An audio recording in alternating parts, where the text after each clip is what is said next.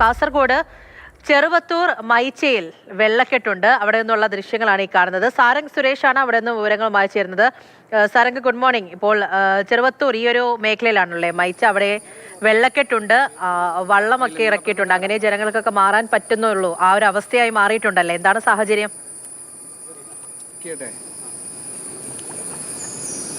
തയ്യേനിയിലെ ഉരുൾപൊട്ടൽ തന്നെയാണ് ഇവിടെ ഇത്രത്തോളം വലിയൊരു വെള്ളക്കെട്ട് ഉണ്ടാകുന്നതിന് പ്രധാന കാരണമായി മാറിയിട്ടുള്ളത്. രാവിലെ ോടുകൂടിയാണ് ആളുകൾക്ക് ഇതിന്റെ ഒരു ഭീകരാവസ്ഥ കൃത്യമായ രീതിയിൽ മനസ്സിലാക്കാൻ സാധിക്കുന്നത്. ഇപ്പോൾ നമുക്ക് കാണാൻ സാധിക്കുന്നുണ്ട്, ഏകദേശം നമ്മുടെ അരയോടൊപ്പം തന്നെ വെള്ളം എത്തുന്ന ഒരു അവസ്ഥയിലേക്ക് മാറിയിരിക്കുന്നു. ആളുകളൊക്കെ തന്നെ പലരും ബന്ധുവീടുകളിലേക്ക് മാറിയ ഒരു സാഹചര്യമാണ്. ഇന്നലെയൊക്കെ തന്നെ നമ്മൾ, അല്ലെങ്കിൽ ഇന്ന് രാവിലെയൊക്കെ തന്നെ നമ്മൾ കണ്ടത് കൂടുതലായി ഉൾപ്രദേശങ്ങളിലാണ് ഈ രീതിയിൽ വലിയ പ്രയാസങ്ങൾ ഉണ്ടായതെങ്കിൽ ഇവിടെ സ്ഥിതി വ്യത്യസ്തമാണ്. കാരണം ദേശീയപാതയോട് ചേർന്നുള്ള മേഖല, ദേശീയപാതയിൽ നിന്ന് കേവലം 10-15 മീറ്റർ മാത്രം വ്യത്യാസമുള്ള മേഖലകളിലാണ്, അല്ലെങ്കിൽ അത്രത്തോളം ദൂരമുള്ള ഒരു മേഖലകളിലാണ് ഇപ്പോൾ വലിയ രീതിയിൽ പ്രയാസമുണ്ടാകുന്നത് എന്ന് തന്നെയാണ് ഏറ്റവും പ്രധാനപ്പെട്ട ഒരു കാര്യം. ഇന്നലെ 6 മണിയോട് കൂടി തന്നെ ചെറിയ രീതിയിൽ ഇവിടെ രൂപപ്പെട്ട് വരുന്നുണ്ട്. എന്നാൽ ഇപ്പോഴത് വലിയ രീതിയിലേക്ക് ആളുകൾക്ക് പ്രയാസമാകുന്ന രീതിയിലേക്ക് മാറിയിരിക്കുന്നു എന്നത് തന്നെയാണ്. ഇപ്പോൾ മലയോര മേഖലകളിൽ മഴ പെയ്യുന്നില്ല. എന്നിരുന്നാലും ഇവിടെ ഇപ്പോഴും വെള്ളക്കെട്ട് തുടരുകയാണ്. ദേശീയപാതയുമായി ബന്ധപ്പെട്ട് പാലം നിർമ്മാണത്തിലെ അശാസ്ത്രീയതയാണ് ഈ രീതിയിലുണ്ടായ പ്രയാസങ്ങൾക്ക് പ്രധാന കാരണം എന്നതാണ് നാട്ടുകാരുടെ ഭാഗത്ത് നിന്ന് ഉയരുന്ന പരാതി.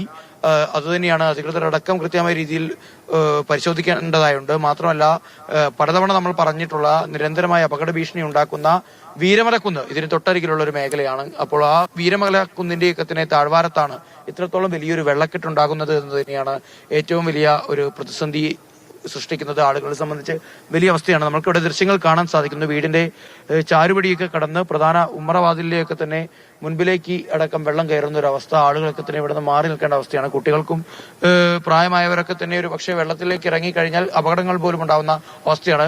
ഇപ്പോൾ എന്റെ തന്നെ കാലിന്റെ ഏകദേശം മുട്ടിന് മുകളിലേക്ക് വരെ വെള്ളം ഉണ്ടാകുന്ന ഒരു അവസ്ഥയുണ്ടായിരുന്നു. പിന്നീട് നമ്മൾ തോണിയിൽ കയറിയാണ് ഈ പ്രദേശത്തേക്കൊക്കെ തന്നെ വരുന്നത്. അത്രത്തോളം ഒരു സാധാരണ രീതിയിലുള്ള പൂർണ്ണ വളർച്ച എത്തിയിട്ടുള്ള ഒരാൾക്ക് തന്നെ അയാളുടെ അരയ്ക്ക് മുകളിലേക്ക് വെള്ളം എത്തുന്ന ഒരു അവസ്ഥയാണ്. ഒരു സംശയം, ഈ കാസർഗോഡ് ചിലയിടങ്ങളിലേക്ക് ഉരുൾപൊട്ടലുമായി ബന്ധപ്പെട്ടുള്ള വിവരങ്ങൾ പങ്കുവച്ചിട്ടുണ്ടായിരുന്നു. ഇതിൽ ഏത് പ്രദേശത്തോട് ചേർന്നാണ് ഈ ചെറുവത്തൂരുമുള്ളത്?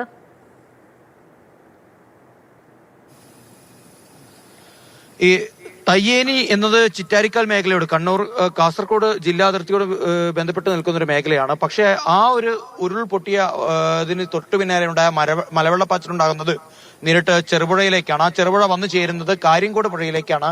കാര്യംകോട് പുഴ പ്രധാനമായും ഒഴുകുന്ന നഗരങ്ങളിൽ ഏറ്റവും അല്ലെങ്കിൽ പ്രധാനപ്പെട്ട ടൗണുകളിൽ ഒന്ന് ചെറുവത്തൂരാണ്. അപ്പോൾ ചെറുവത്തൂരിനോട് ചേർന്നുള്ള ചെറുവത്തൂരിലെ എൻ എച്ചിലെ പാലത്തിനോട് സമീപമുള്ള മേഖലകളിലെ താഴ്ന്ന പ്രദേശങ്ങളിലാണ് ഇപ്പോൾ ഈ രീതിയിൽ വലിയ പ്രയാസങ്ങൾ ഉണ്ടാകുന്നത്. കിണറുകളൊക്കെ തന്നെ പരിപൂർണമായി മൂടുന്ന ഒരു അവസ്ഥയാണ്. ഇപ്പോൾ നമ്മൾ ഇതൊരു കോൺക്രീറ്റ് റോഡാണ്. ഏകദേശം ഒരു കാറും ജീപ്പൊക്കെ തന്നെ സഞ്ചരിക്കുന്ന തരത്തിൽ പോകാൻ കഴിയുന്ന ഒരു അവസ്ഥയാണ്. ഇപ്പോൾ ഒരു പ്രദേശവാസിയായിട്ടുള്ള ചേട്ടൻ തന്നെയാണ് നമ്മൾ ഈ ഒരു ഭാഗത്തേക്ക് എത്തിക്കുന്നതും. ചേട്ടാ, ശരിക്കും ഈ പ്രയാസം ആദ്യമായിട്ടാണ് ഇങ്ങനെ ഉണ്ടാകുന്നത്? 2018 ഇതേ വെള്ളം 2018 വലിയ അതും വെള്ളം ഇതെല്ലാരും കൂടി ഒഴുകി. ഇതിപ്പോ ശരിക്കും ഈ വെള്ളം എവിടെ നിന്നാണ് ഇങ്ങനെ ഒരു പ്രയാസം? ആടുന്ന് വെള്ളം ചാടുമ്പോ ഇങ്ങനെ കുന്നുമണ്ണം മല ഉയരത്തുനിന്ന് ഇങ്ങനെ വരുന്നതാണ് പുള്ളി ചാടുമ്പോ വെള്ളം. പക്ഷെ ഇപ്പം ഉരുൾപൊട്ടലുണ്ടായിട്ട് കുറെ മണിക്കൂറുകൾ കഴിഞ്ഞല്ലോ. ഇതിപ്പോ എന്തുകൊണ്ടാണ് ഇങ്ങനെ വെള്ളം ഇങ്ങനെ എത്താൻ വഴിക്കും? ആടുന്ന് ഇങ്ങോട്ട് എത്തുമ്പോ ഉരുൾപൊട്ടൽ വെള്ളം ചാടിക്കണം. ഒരേ മഴയല്ലേ. ഈ പാലത്തിന്റെ പ്രശ്നമുണ്ടല്ലേ അതിന്? പാലം മണ്ണ് ശരിക്കും മാന്തിട്ടാവും. അതിന്റെ മണ്ണിട്ട് അടച്ചാലേ റോഡാക്കിയാലേ. ശരി.